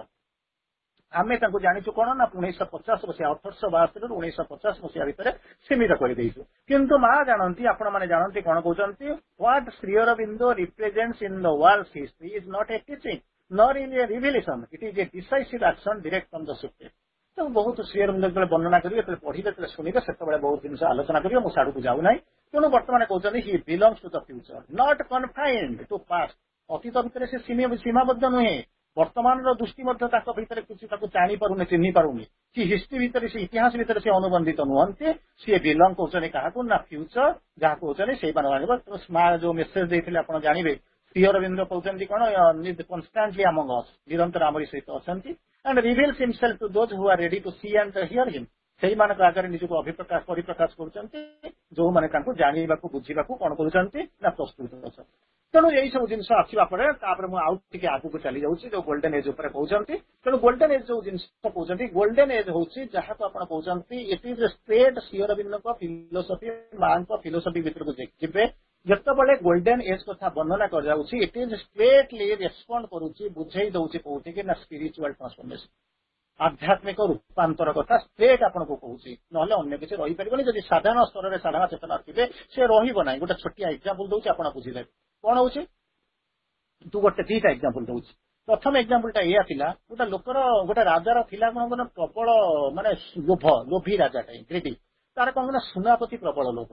ତେଣୁ ସେ ଯାଏ ମାନେ ତା ରାଜ୍ୟକୁ ମାନେ କଣ କରେ, ଆକ୍ରମଣ করে, ତାକୁ ହରାଏ ଏବଂ ଧ୍ୱସ୍ତ ବିଧ୍ୱସ୍ତ କରି ତାର ଯେତେ ସୁନା ଫୁନା ଥିବ ସବୁ ନିଜ ରାଜ୍ୟକୁ ନେଇ ପଳେଇ ଆସେ।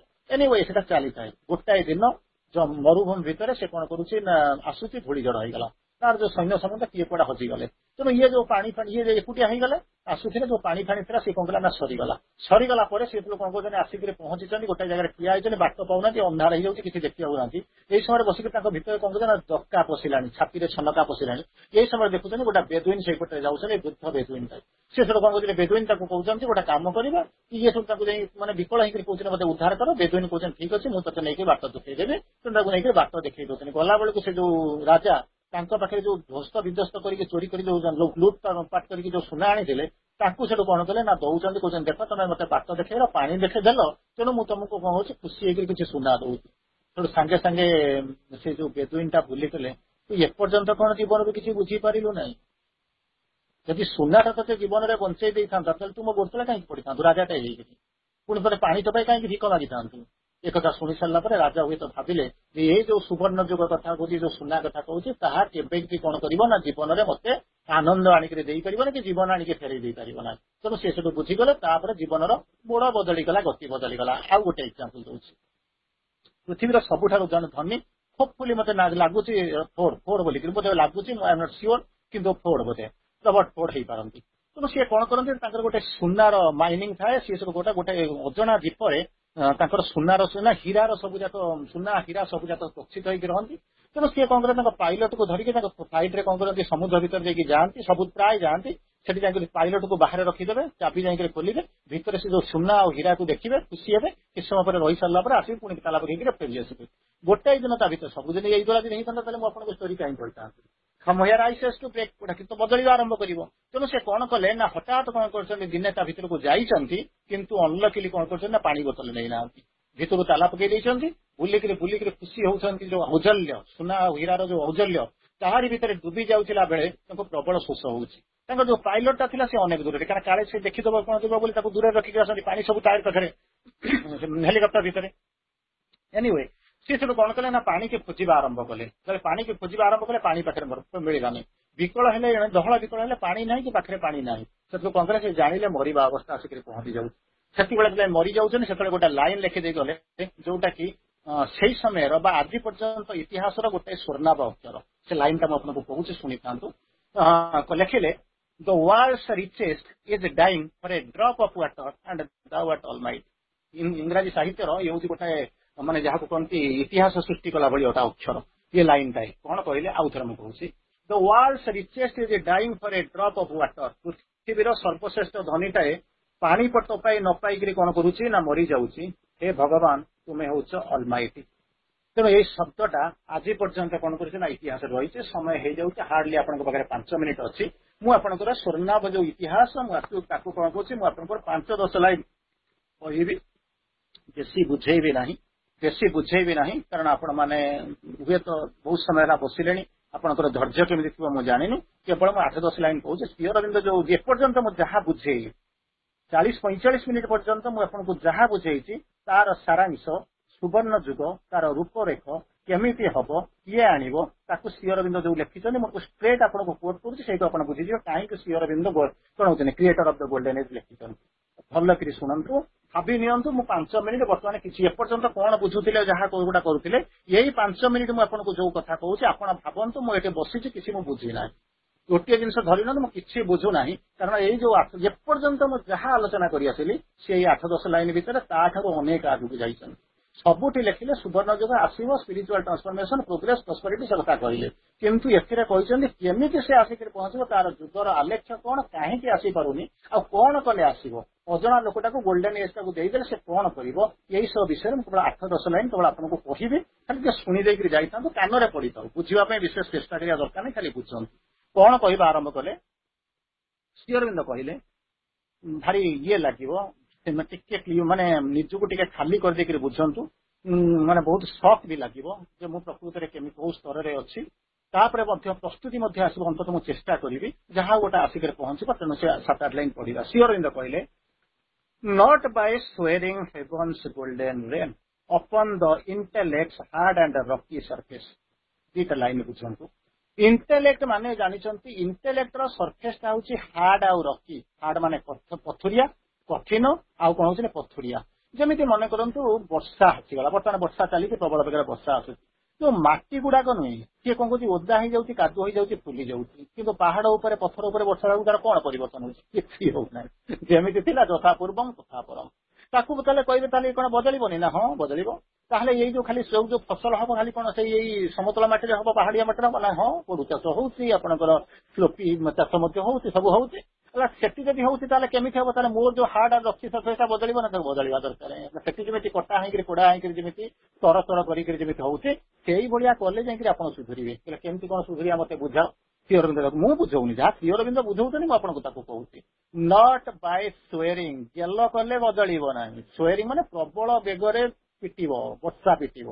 ଇଏ ପିଟିବ ହେଭନ୍ସ ଗୋଲ୍ଡେନ ରେ, ଗୋଲ୍ଡେନ ରେନ୍। ଆପଣ ଆଲୋଚନା କରିବାକୁ ରଖିଛନ୍ତି କଣ? Golden age. ସେଇଥିପାଇଁ ମୁଁ ଗୋଲ୍ଡେନ ଆପଣଙ୍କୁ କୋଟ୍ କଲି। ଶ୍ରୀ ଅରବିନ୍ଦ ହଜାର ଲାଇନ ଗୋଲ୍ଡେନ ଉପରେ ଲେଖିଛନ୍ତି। ମୁଁ କେବଳ ଆପଣଙ୍କୁ ଯୋଉଟା ଗୋଲ୍ଡେନ ଏଜ୍ ଲେଖିଥିଲେ, ମୁଁ ଗୋଲ୍ଡେନ ରେନ୍ ରୁ ଆରମ୍ଭ କରୁଛି। ଏଜ୍ ଟା କେମିତି ଗୋଲ୍ଡେନ ରେନ୍ ରୁ ଆସିବ। କଣ ହେଇଛି ଆପଣଙ୍କ ସିକ୍ୱେନ୍ସ ଟା କଣ ହେଇଛି? ଗୋଲ୍ଡେନ ରେନ୍ सी केमिति हम ना सावरिंग धीरे धीरे कहते कुंडा छाड़ा भाया वर्षा हम ना कि टिपटिप वर्षा हम ना केमिति हम ना प्रबल बेगर पिटिब क्या पिटिब इंटेलेक्ट सरफेस इंटेलेक्ट सरफेस हूँ सब हार्ड एंड रफी सी कौन हूँ intellect is burn of ignorance आपन को जन इंटेलेक्चुअल माने बहुत ज्ञानी बोली भावुन ना बर्न ऑफ शिरोन कहते बर्न ऑफ इग्नोरेंस अज्ञानतार या तेणु ताको आप जापना टेकिटाकी नहीं स्वर्ग पहुंचते तेणु यही जो इंटेलेक्ट सरफेस हूँ हार्ड आउ रखी मुझे जहाँ जानी सहीटा ठीक मुझे बदल मुझे जोटा कहूँ सहीटा ही ठीक हार्ड आउ रखी तेणु सी बदलवाई आप गेल कर धीरे धीरे कौन कर चुम्बा देके बदल पारे कौन करें ना प्रबल बेगर प्रहार करेंगे ताहा इंटेलेक्ट हार्ड आउ रखी सरफेस पिटिबे कौन swearing of havens golden rain ये वर्षा द्वारा हम ना स्वर्गर स्वर्णाभ वृष्टिपात प्रबल बेगर पिटिब क्या ना इंटेलेक्टर सरफेस ये हूँ हार्ड एंड रफी जदि बदलैला किसी संभावना अच्छी बाड़े देला आप कौन परिवर्तन हम कहते कौन बदन हम कौन हम ट्री ऑफ पैराडाइज कौन हो फ्लावर ऑन द अर्थ लिखाऊं ये जो मटी आप कौन कहते बर्तमान आप मटी बनिया हम ना किंतु पहाड़ जो कोबी लगा बैगण लगा सी आसिक पहुंचे कहला ना सेमती हम ना कौन हम ना ये मटी द्वारा हम ना सेटू जमी आणिक खाऊँ से भाया स्वर्ग रु आसव उपरू तलू आसव कौन आसव ना ट्री ऑफ पैराडाइज स्वर्गर से जो माने ट्रीटा सी कौन कर ना flower on the earth ground पार्थिव भूमि उपर आसिक प्रस्फुटित हवा आरंभ कर पल्लवित आरंभ हम आ कौन करे ना फूल फुटा आरंभ कर अच्छा फूल फुटा आरंभ कर सेकेंड टाइप हम कौन bird of paradise sit on the life बाउच ये जो जीवनटा या जदि गोटा मन कर स्टाच्यू करदे जदि जीवन्यास न दौरान से कौन कर ना तेणु आप जीवन्यास दौरान चक्षुदान कर ये सब कर ना हाँ अच्छा बर्तमान कौन है बर्तमान मटी गछटाई उठिला अच्छा गछटार जब प्राण नथिबो ताहले कौन हम निरस तरु बर पुरत हवा मला कथा कौन ना ता भीतर कौन कहते ना जीवन संचार करेंगे जो जीवन संचार करेंगे एठिकार जीवन नुहे bird of paradise bird of paradise be हूँ कैपिटाल बी के भीतर को आप जापारे कि नहीं मुझे जानी कि खाली शुणी था से लास्ट आलोचना कली जदि प्रकृत में मैंने से लेवल को जाता ये जो जिते बाट आलोचना करी जमा न कर यही 7-8 लाइन आपको आलोचना करते गोटे स्वर्गर भिन्न स्तर को जाता कि जहाँ टे शुणी था कौन हम प्रथम हूँ कौन ना प्रथम पृथ्वी उपर संचार हम द्वितीय हूँ कौन ना जीवन प्रवेश कर जीवन हूँ कौन ना बर्ड ऑफ पैराडाइज तापर कहते कौन गोटे जगह स्थिर होकर कहले ना wind of paradise visit mortal air और विंड भितर पार्थक्य हूँ कौन विथ रेस्पेक्ट टू वेलोसिटी तेणु कौन हम ना विंड ऑफ पैराडाइज स्वर्गर जो कहते विंड आसिक पहुंचब सी कौटिक आसो ना मर्त्यमंडल जो धूमा मंडल भीतर अच्छी कौन ना एयर अच्छी ता भीतर एयर द्वारा आपंकर सी जो रूपांतर हो पार ना जो रूपांतर स्पिरिचुअल ट्रांसफॉर्मेशन जो पर्यटन कहूचे सी जो ये जो माने कौन जमी चली सेमती चलू धान किलो धान न पड़ी कौन केन्द्रा केन्द्रा चाउल फलू एमती चली पार ना चलो केमी कौन चलो ना विंड ऑफ पैराडाइज सी आसिक पहुंचिक आपको कौन कर ना तेजदीप्त करवा आरंभ कर प्रकम्पित करवा आरंभ कर कौन कर ना जीवन युक्त करवा आरंभ कर जदि होगला ताहले कौन हम चिंता जाक हवा आरंभ कर हेला कौन पड़े कौन हम से बेले कौन हम ना जदि मन करूँ दे था गोल्डेन एज बोलिक आप हाथ में दे आप रखी पारि जमा रखी पार ना मुझे कहूनी श्री अरविंद कहते माँ भय श्री अरविंद लिखिं माँ डायरेक्ट बस even if thou rain down the intuitions rays ये सूर्य किरण किसी हम ना इंटुइशंस रेज जदि ताकू कौन कर ना कौन कर आरंभ कर ना कहते रेन डाउन माने तलू को रेन डाउन माने प्रबल बेगर वृष्टिपात कौन ना इंटुइशन रेज गुड़ाक जमी सूर्य किरण आसमी इंटुइशन रेज राशि पहुंचब कौन हम ना 3टा जिन परिवर्तन हम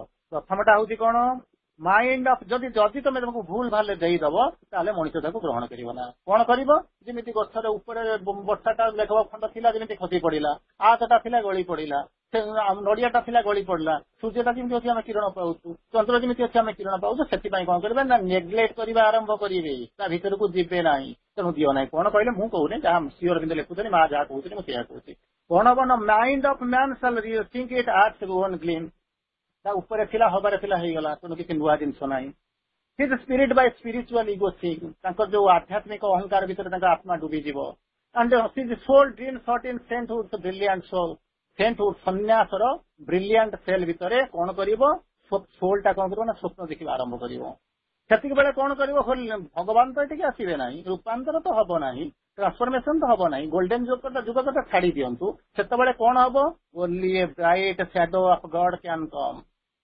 भगवान आसवे ना गोटे छाया आसीपे आपण आम खुशी होगा कौन जहाँ गोटे आम गोटे किसी तो न पाइगलु कौन किसी तो पाइल एमती टोटाल नाला भगवान आसवे ना bright shadow of God can come से कौन होती आपन को तो माँ कहते सब जाक हम रूपांतरित आसो गोल्डन एज आसो डिवाइन एज आसो सुपरामेंटाल एज आसो सब जाक कहते आपड़ जाइए पहुंचे कौन कहे भगवान तू आणिक दिए ना बांधिक रखी तू मड़गेज रखू मुझे कहूँ भगवान श्री अरविंद से कथा लिखिं कौन लिखा आरंभ कले is hunger for the eternal thou must not see किसी करना ये मैंने सब साधना करेंगे ना कौन करेंगे हंगर फॉर द इटर्नल शाश्वत जो क्षुधा अच्छी तमें परिपूर्ति कर आउ कौन कर feel his yearning heart with heaven's fire जो तांकर जो अच्छी बांछित जो बांछा करुच्ची जो हार्ट टा जो यार्न करुच्ची कहते यार्निंग हार्ट ताकू कौन कर हेवन्स फायर स्वर्गीय बन्ही तुम्हें कौन कर ना बन्हायित कर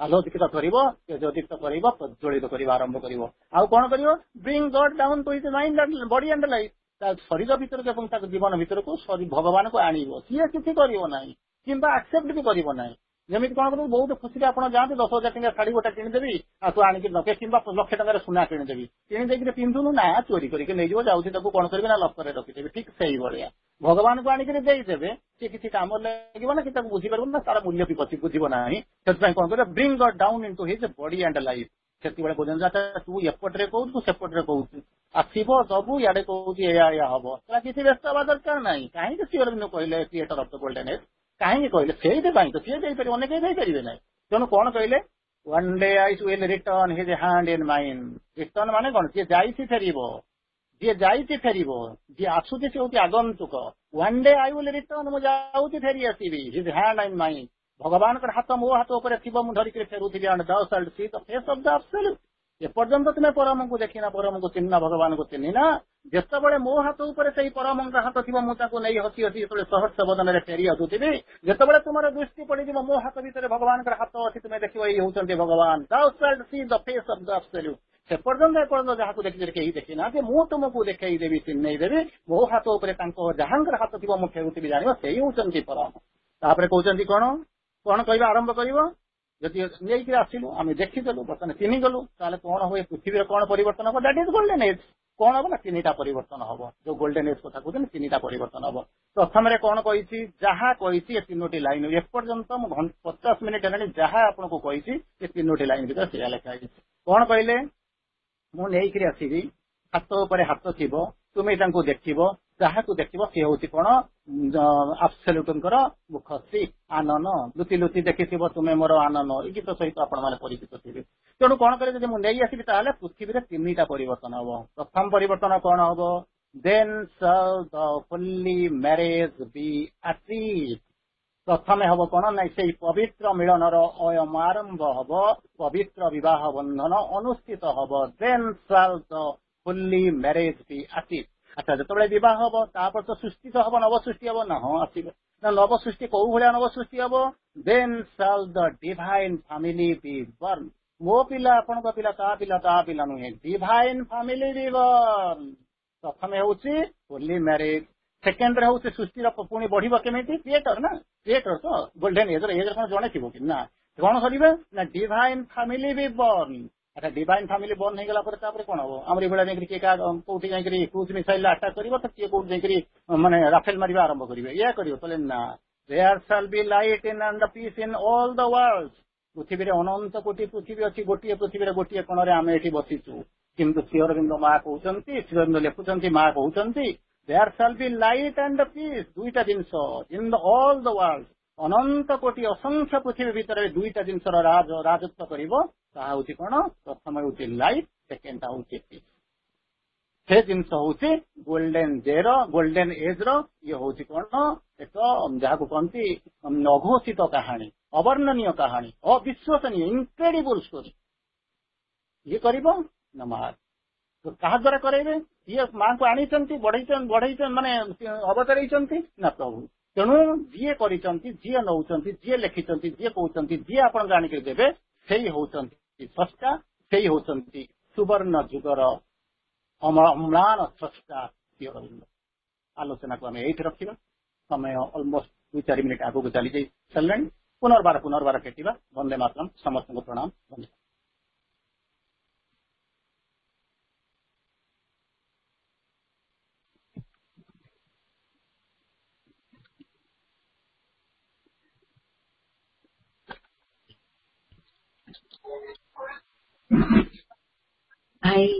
भाई को बहुत बहुत धन्यवाद सुवर्ण जुग पर बहुत सुंदर भाव प्रांजल भाव आलोकपात कले सुवर्ण जुगर स्रष्टा परम प्रभु श्री अरविंद सुंदर भाव नुआ तथ्य को उपस्थापन कले भाई को बहुत बहुत धन्यवाद भाई गोटे छोटिया कथाटे अनुभव आसला सुभाष भाई को कहूँ भाई प्रणाम ये जो कहले इंटेलेक्टर पथ हूँ बहुत हार्ड से मो भीतर गोटे आसला आमे कहते जो समाज जो माने बुद्धिमान व्यक्ति बुद्धि द्वारा परिचालित भाई आपन को शुभुची तो बुद्धिमान व्यक्ति जो बुद्धि द्वारा परिचालित जो ज्ञानी गुणी बोलाउछन्ती से माने माँ कहते समाज परिवर्तन हुंती ना कहीं से माने बुद्धि द्वारा परिचालित बुद्धि को बहुत प्रायोरिटी देथांती से माने जेतेबेले भगवान का आड़ को उन्मुख हेबे भगवत शक्ति द्वारा परिचालित हेबे तापर जेन ताकर टिके परिवर्तन आसियो केनकि ना से माने निज को भाबी थांती बहुत से माने बहुत ज्ञानी बोली निज को भाबी थांती आ अहंकार द्वारा परिचालित होथांती ठीक अच्छे भाई बहुत बहुत धन्यवाद भाई और समस्त को बहुत बहुत धन्यवाद बहुत सुंदर समय को भगवत कार्य समस्ते विनियोग करछन्ती वर्तमान अमिता को अनुरोध करुछि राधा प्रयास आवृत्ति करिवे प्रार्थना करिवे राधा प्रयास अमिता को अनुरोध करुछि प्रार्थना माँ करुणामय माँ परम प्रभु श्री अरविंद के श्री चरण मोर शतकोटि प्रणाम पाठचक्र जोग देथिबा समस्त भाई अपन को प्रणाम वंदे मातरम वहिली देखा रे जानिली प्राण प्रभु ईश्वर हृदय देवता घेनिबा हेउ अर्घ्य मोर सब मो भावना आवेग अनुभूति अंतरे जीवन गति सकल प्रति अणु शरीरे प्रति रक्त बिंदु मोहर प्रभु श्रीनाथु मरी एकांते मुहि सर्वमन्ते निश्चिते मुतु मरी मोर बोली किछि रखिनी हेउ इच्छा पूरण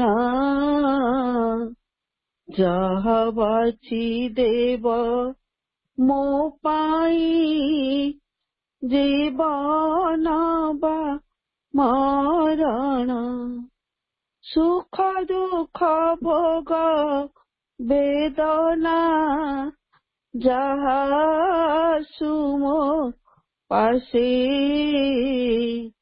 तुम दान बोली आदरे बरी नेबी हरसे गोटी गोटी तुम दानम हरे दिव्य संपद